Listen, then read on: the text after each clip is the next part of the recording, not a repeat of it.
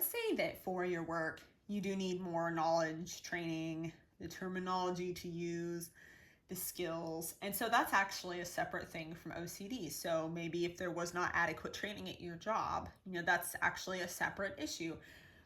And so even if they did do a good job teaching it, but if you want additional practice, but not for OCD reasons, so that's a valid thing. And if there's some information that was not provided, that's important to look at. And so it's always great to want to better your training and opportunities to work on with skills and to get stronger at whatever your task is. So if you're helping patients with something, that's always great to say, hey, I want to, really understand this topic. But you have to be careful that it doesn't turn into OCD. And so there can also be other activities that can be hard for anybody to do, so separate from OCD. So for example, like how I mentioned earlier, you're grading papers and there's a rubric and it doesn't seem to match the, if they accidentally made this mistake, what's the points value of that? Or, what about, question 3 over here? What's the points for that? Or what if they put this instead of this, and it doesn't quite line up with the rubric? Okay, so that's not OCD. Because again, the information is kind of unclear there, right? So that would be where you could ask the person, like, hey, what did you want me to put for this value? Or for the research project, that example again, hey, I can't read this handwriting. What does this say? Or, hey, I noticed some conflicting information or some of the information is missing. What would you like for me to do? So there can be other things mixed into a situation besides OCD. And then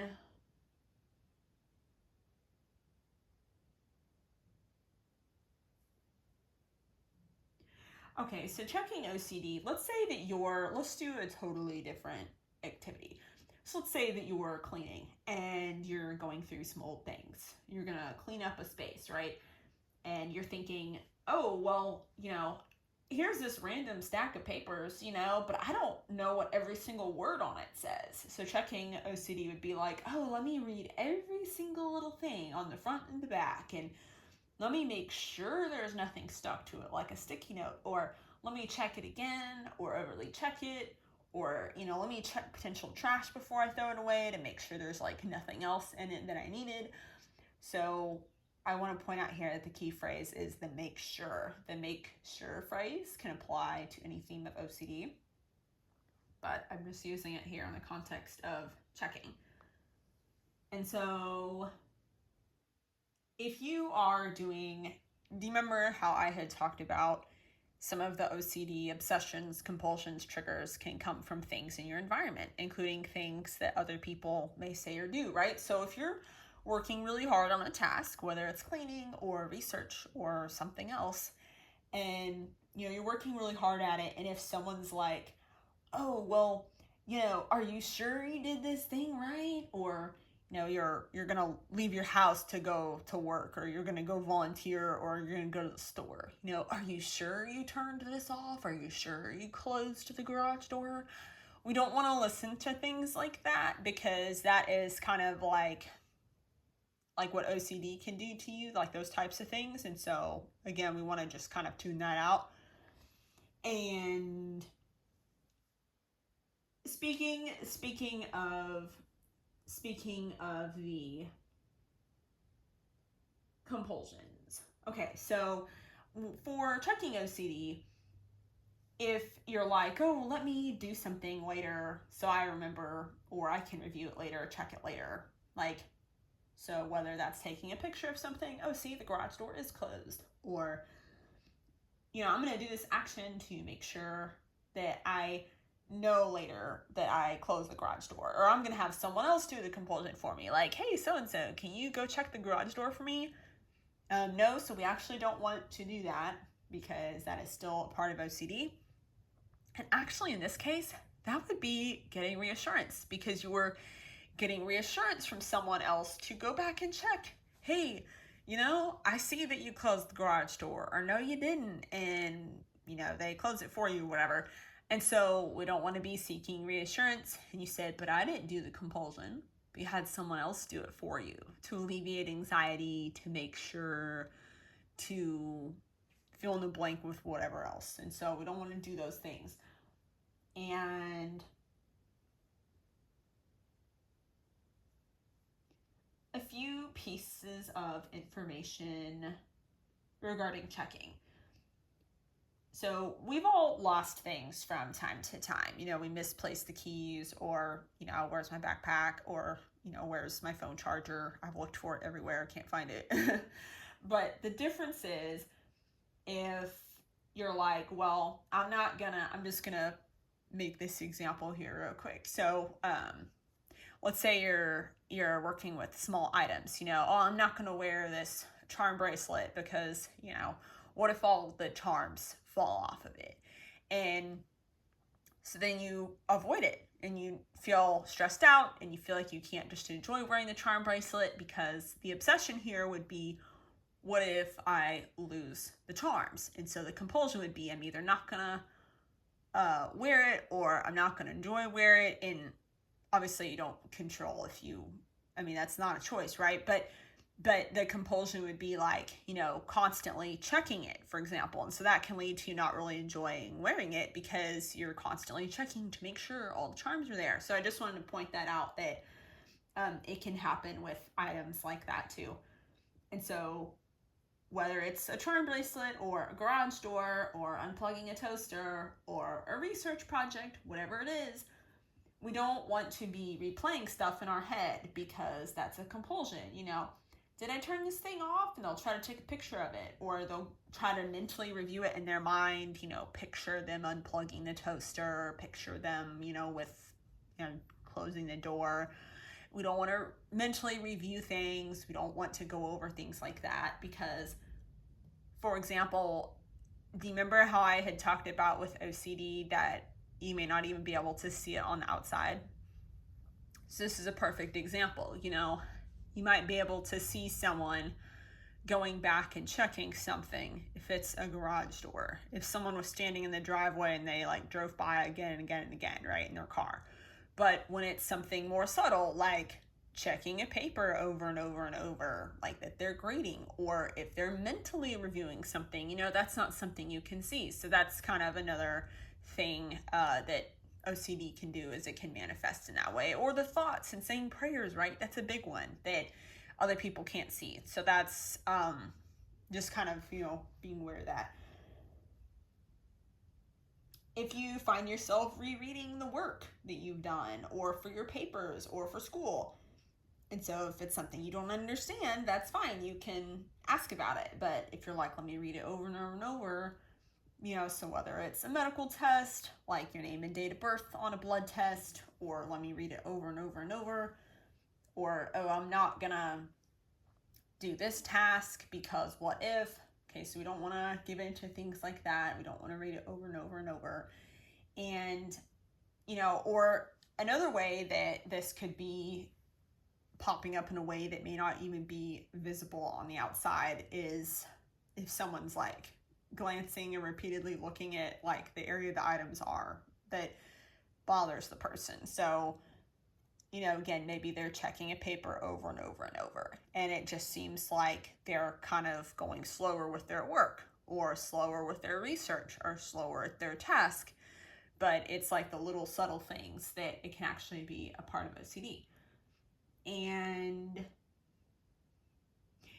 it can also pop up in other ways too. So it may just look like someone's taking longer to do a task. And so actually, if they are, let me, retype this out, or let me read it over again. So the retyping it out could actually be related to stuff we talked about in a different video.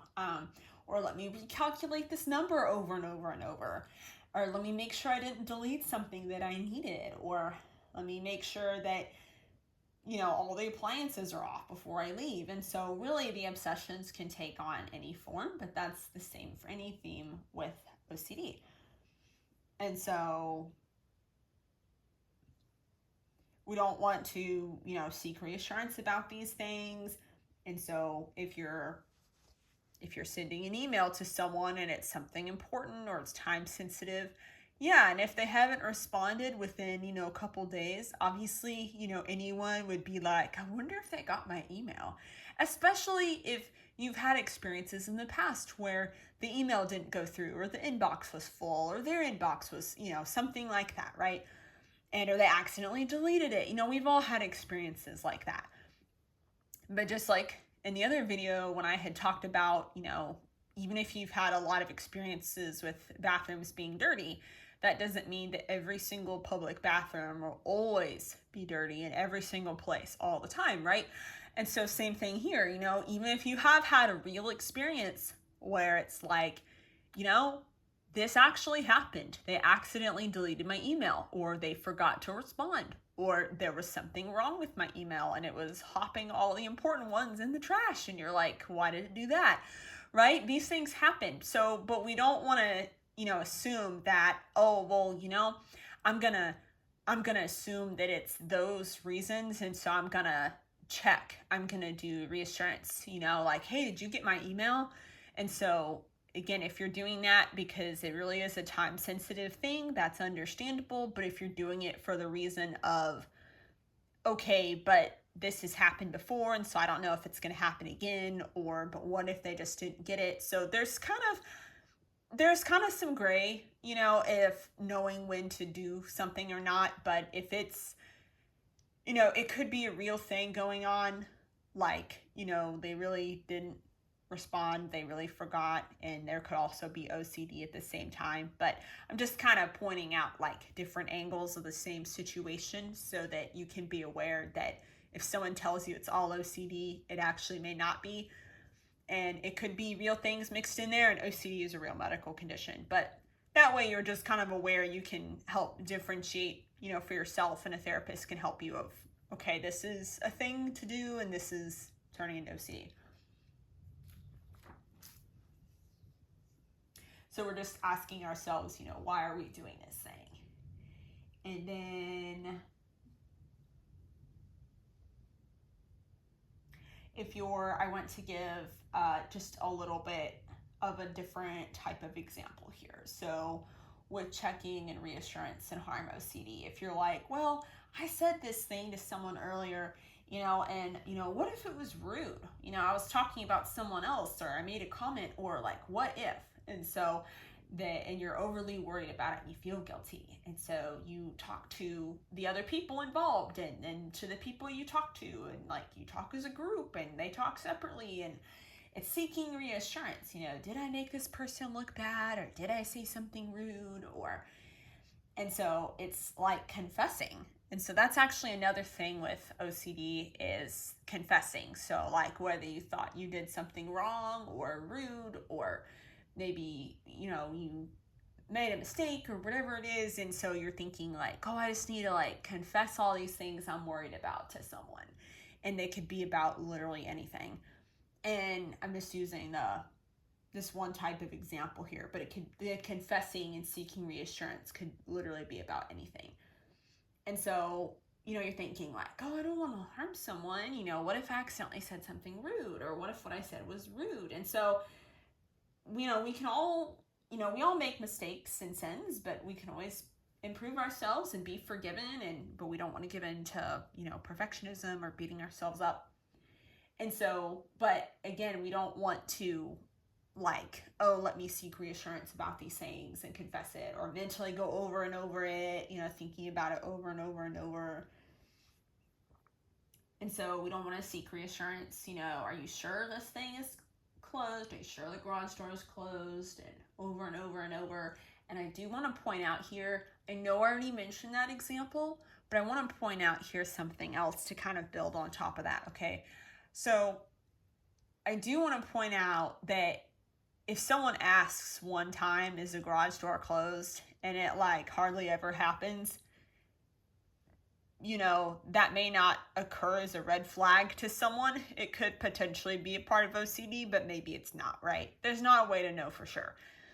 But if someone is like, oh, let me ask about the garage door, and then later they ask again, and then if they ask again and again, one thing that can happen with OCD, and it can be any type of situation, but I'm just using this one here as an example, is you can try to get reassurance from someone or something about it or check it, and you think like, okay, that relieves the anxiety or the guilt temporarily, but then there'll be more obsessions. And so like how I had talked about popcorn kernels popping, even if you did compulsions for, something that happened, there can be more obsessions that pop up later. And so even though it's hard, we actually don't want to do any compulsions or any reassurance seeking. And instead, yes, it's important to, of course, getting information about OCD is,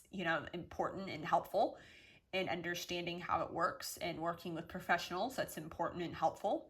That we don't want to be like, oh, let me get reassurance about all these things, because then there can be additional OCD themes. So even though it can be hard at first to say, I'm not going to do compulsions, it will actually make it better in the long run, and you will get stronger. Even if you're like, oh, but now there's even more obsessions, but there's going to be even more obsessions anyway, even if you did the compulsions. But the reason we don't do the compulsions is because it is going to make you stronger in the end. And at the end of working through different triggers and obsessions, and the end of therapy, and at the start of the next therapy, and at the end of that therapy, and like working with a different provider, or working on something else, working on other types of work, right?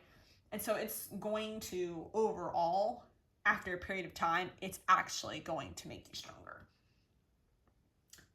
And I do want to point out here, let's use the garage door example again. So do you remember how I had talked about, doing things for a reason that seems valid, including to other people? Okay, so there's some things that let you check things with an app or camera or this or that, right? And so even if there's an appliance or something in your house or whatever else that allows you to check it with an app, and you say, well, everyone else checks it with this, or, because they occasionally forgot it or they weren't paying attention. Okay, but if you're going to use that for OCD though, so see, that's the thing. Like if you legitimately forgot, or if you weren't paying attention when you did it, okay, that's fine. But if you were paying attention while you were closing it, and then later you're like, but I'm going to check for OCD reasons. Yeah, so we don't want to do it because it's for OCD.